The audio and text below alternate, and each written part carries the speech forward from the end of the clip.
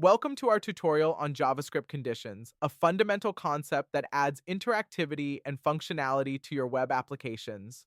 In this session, we'll explore how JavaScript allows you to make decisions in your code, enabling dynamic user experiences.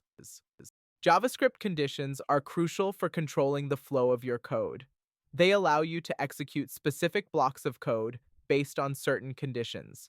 The main conditional statements you will encounter are if, else, and switch. These rely heavily on Boolean logic and comparison operators to determine true or false outcomes. Let's delve into the practical side with a code example that demonstrates the use of JavaScript conditions.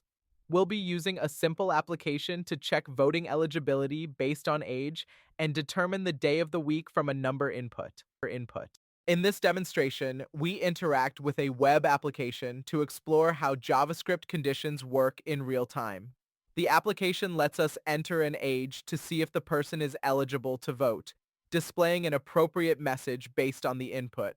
Similarly, we can input a number to learn the corresponding day of the week, with the app handling both valid and invalid inputs gracefully. In conclusion, JavaScript conditions are a powerful tool for creating interactive web applications.